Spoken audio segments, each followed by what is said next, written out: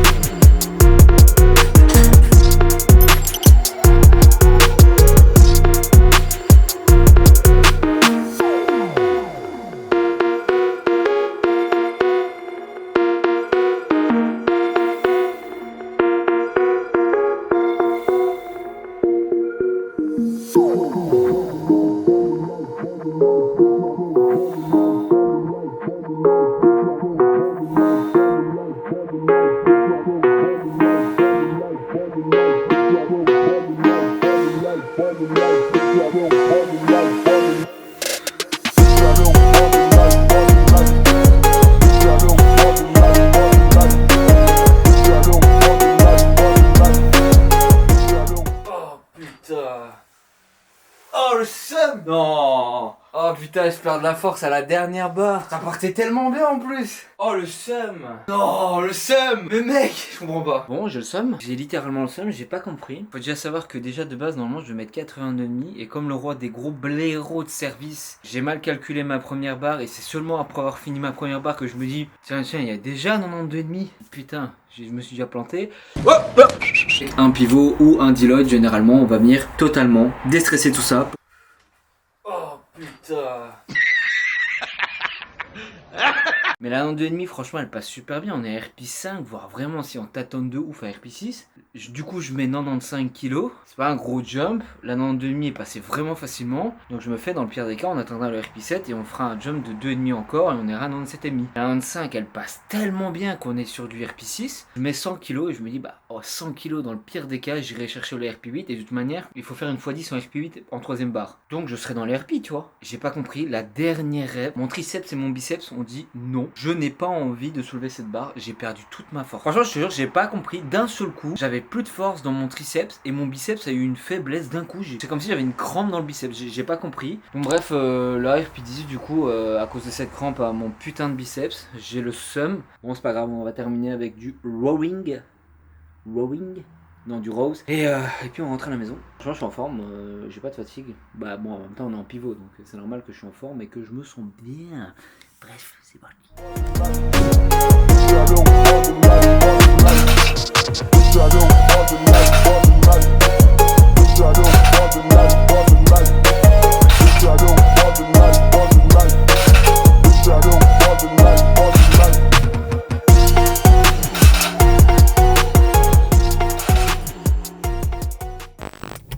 Et la lumière fut.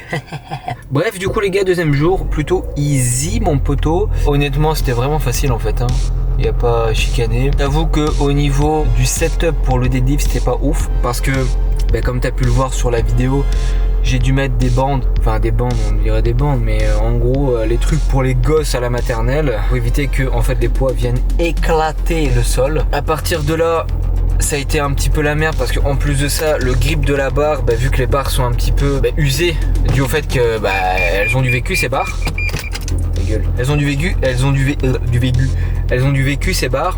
J'ai pas mis de magnésie sur ma deuxième série, qui a fait que la barre elle glissait tout le temps, donc j'en ai mis sur la troisième série. Ça a été, mais limite parce que vu que j'ai mis la magnésie avant de mettre ma ceinture, bien évidemment la magnésie s'est barrée. Donc ça a été la sauce. Ça s'est plutôt bien passé. Je t'avoue que le setup deadlift, on va rester au club pour le faire. Bon là c'était parce qu'on était en pivot, donc voilà. Mais j'informerai mon coach que vaut mieux le laisser pour le club. Putain, j'ai un énorme bouton là, c'est horrible. Et garder éventuellement le squat et le bench ici en salle publique éventuellement. Mais le deadlift, il faut absolument le faire au club parce que le setup est pas ouf. Et puis il a pas de plateforme de deadlift, donc voilà, c'est comme ça. C'est déjà bien, il a déjà un rack à squat. Comme je vais à deux clubs, on s'en fout.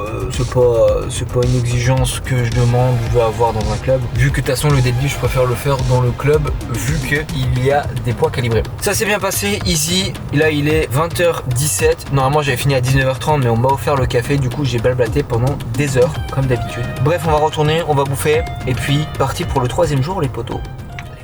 Des semaines et des semaines que j'avais pas fini plus tôt. En plus à chaque fois j'oublie d'allumer mon putain du micro. Là frérot. Oh my god, quelle belle position. Vraiment bien là frère. Comme s'il y avait un être humain et je lui dis frère, ouais frérot t'es bien. Non mais c'est abusé. Je vais voir si genre en roulant, la caméra elle bouge pas là. Oh putain, si elle bouge pas c'est insane. On a terminé plus tôt, on a terminé à 15h30 aujourd'hui, on va pouvoir aller s'entraîner. Le dernier jour, on est jeudi, on n'est pas vendredi. Et c'est beau comment j'ai avancé de ouf dans les entraînements. La semaine dernière j'étais en retard de 1 jour, là je suis en avance de 1 jour. N'est-ce pas magnifique? N'est-ce pas beau? C'est excellent. Ah je suis bien. C'est parce qu'on est en pivot, sinon jamais de la vie j'aurai un jour d'avance. Parce qu'il me faut absolument un jour de repos entre le deuxième et le troisième jour. Parce que dès que je fais le jour 1 et le jour 2, je suis éclaté musculairement. Fatiguement les gars. Nouveau mot à noter dans le dictionnaire, fatiguement. Non mais musculairement et nerveusement je suis vraiment éclaté. Donc il me faut un jour de repos. Là comme je suis en pivot, le pivot c'est hyper simple. Vous le voyez sur les vidéos, c'est tellement simple que... Oh putain. Pas besoin de jour de repos, j'enchaîne. Comme ça demain je peux terminer la vidéo que normalement vous auriez dû avoir le week-end dernier. Et donc normalement cette vidéo-ci sortira 2 jours après la dernière vidéo avant celle-ci. Donc, en gros du gros, je suis en retard. Oui. Non, j'ai oublié mes AirPods chez moi. Oh, fait chier, j'ai oublié mes AirPods chez moi. Oh merde! Oh, c'est con ça! Fuck it. Bon, bah, je vais devoir faire demi-tour et aller chercher mes putains d'AirPods. Oh fuck, et là, c'est un sens interdit. Nique ta mère. Putain! Le baf, il est chargé. Oh, bah, il y a le baf, c'est bon. Allez, nique sa mère, on rentre pas à la maison. Hop, pas gagner du temps au taf pour en reperdre sur la route. Oh, c'est quoi tout ce monde ici aujourd'hui? Non, mais c'est un bordel. C'est un village paumé, il y a blindé de personnes. Dernier jour, on va aller s'amuser, c'est que de la variation parce que le SBD a été fait au day 1 et day 2, donc squat bench au day 1, deadlift au day 2, donc voilà, le day 3 et le day 4 c'est que de la variation, que des exos bien relous, ils sont vraiment bien relous au passage. Bref, j'arrête de parler parce que là je sais même plus quoi dire, je dis n'importe quoi, j'arrive même pas à articuler deux mots parce que je suis en même temps concentré sur la route et je dois parler à la caméra, mais ça fonctionne bien. Putain, j'ai vraiment trouvé une bonne pose pour placer ma caméra, elle est vraiment bien mise. Bon, il y a juste ce truc là que vous avez, mais on s'en bat les couilles, il est flouté vu qu'il y a un bokeh. Vu qu'il y a un bokeh, vu que j'ai un excellent objectif. Bref, on s'en bat les couilles. Allez, gros entraînement.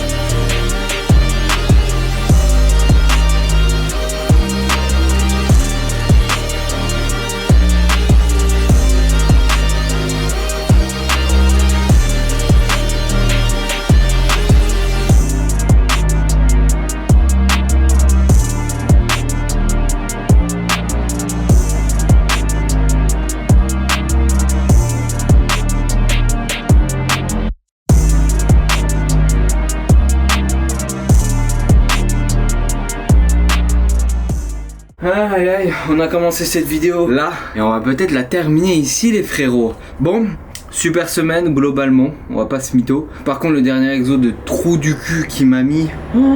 c'est quoi ça? Low bar 303, faut être un fêlé pour faire ça mec. Mais dis, si tu vois cette vidéo, t'es un fou furieux mon gars. 303, j'ai plus de jambes, juste avec 100 kilos, je suis éclaté au niveau des cuisses. Je suis en pleine forme, je peux encore te faire un bench de compétition si tu veux. Ah, j'ai carte mon trépied là. Faut vraiment que je me trouve une meuf. Bref, exo de malade mental, mais super bonne semaine dans son ensemble. Vraiment, je suis en super forme cette semaine. Même si le taf c'est toujours aussi dur, hein, toujours autant de boulot, mais je suis en hyper forme. Faut juste que j'arrive à régler mes problèmes de sommeil, donc que j'arrive à dormir un peu plus la nuit. Mais sinon, je suis vraiment en super forme. Pas mal récupéré des 2 dernières semaines où j'ai pas mal overshoot au passage. Surtout au niveau du squat, le squat, putain, 180 kg, je m'en souviendrai toute ma vie, je pense, ce squat là. J'ai cru que j'allais mourir sur la barre. J'ai bien récupéré avec ce pivot, on va pouvoir commencer correctement notre prochaine semaine. Au niveau du bloc, prochaine semaine qui va être très lente, j'aimerais bien faire en sorte que le prochain bloc soit vraiment lent au démarrage. C'est-à-dire que même si ce bloc, le dernier bloc, j'ai quand même été un peu plus lent que d'habitude à monter les charges, vers la fin du bloc, j'ai été quand même sacrément agressif sur les montées de charges, qui m'a d'ailleurs valu 2 overshoots sur 2 semaines consécutives, hein, sur l'entièreté de mon SBD et sur certaines exos de variation. Et j'aimerais bien faire en sorte que le prochain bloc ne soit pas le cas, donc de faire comme le départ précédent et que la fin ne se termine pas comme ici. Et surtout faire en sorte que la fin ne se termine pas comme ici, parce que si la fin se termine comme... Eh frérot, franchement quand je te dis mec, que dès que j'allume ma putain de caméra dans ce putain de club, il y a toujours un connard klaxon ou une putain d'ambulance ou des flics ou des pompiers qui passent avec leur gyro. T'as abusé. Donc j'aimerais bien ne pas faire comme la fin de ce bloc-ci, parce que si j'arrive comme la fin de ce bloc, il n'y a pas de pivot qui va se faire ni de Deloitte. Il faudra enchaîner le picking, puis le taper et puis la compétition. Et généralement au picking, c'est là où nerveusement et psychologiquement je prends cher, parce que l'intensité est beaucoup plus élevée, le volume est moins élevé, mais l'intensité est vraiment hardcore, qui tape vraiment sur les nerfs. Donc j'ai intérêt à faire gaffe à ce niveau-là et à mieux gérer mon bloc ou le bloc de fin pour essayer de conserver et avoir une énergie plutôt linéaire et pas genre linéaire et puis d'un coup parce que j'ai été violemment. Donc voilà, je ne sais pas si après je vais continuer et si j'ai d'autres plans à vous montrer pour embellir cette jolie vidéo. J'aimerais bien faire des plans de drone ce week-end, mais vu que j'ai 2 montages pour YouTube, 3 montages pour Instagram et TikTok, je pense que ça va être chaud, mais j'aimerais bien faire des plans de drone parce qu'en plus il fait bon, il fait juste froid mais il fait bon, il fait super bon même. Soleil, tout ça, il pleut pas. Enfin, ça a arrêté de pleuvoir parce que pendant 3 semaines en Belgique c'était l'hécatombe, hein, il drachait de partout. Je ne comprenais pas ce qui se passait, il pleuvait beaucoup trop. Mais là c'est bien, là c'est très bien. Moi je préfère qu'il fasse moins 2 degrés mais qu'il pleut pas que de faire 14 degrés et qu'il drache. Voilà, juste comme ça. Bref, donc j'espère pouvoir faire des plans de drone, pouvoir les incorporer dans cette vidéo. Si pas, ce sera dans la prochaine vidéo. Mais voilà, si du coup je ne continue pas cette vidéo les gars, comme d'habitude, n'oubliez pas la petite chanson, hein. Si cette vidéo tu l'as kiffé, n'hésite pas à liker, ça me soutiendrait de ouf. À me donner ton avis si tu as des commentaires à me donner et si tu as des suggestions d'amélioration. À t'abonner si c'est pas déjà fait, et moi je te souhaite une excellente journée ou une excellente soirée. À la prochaine, ciao.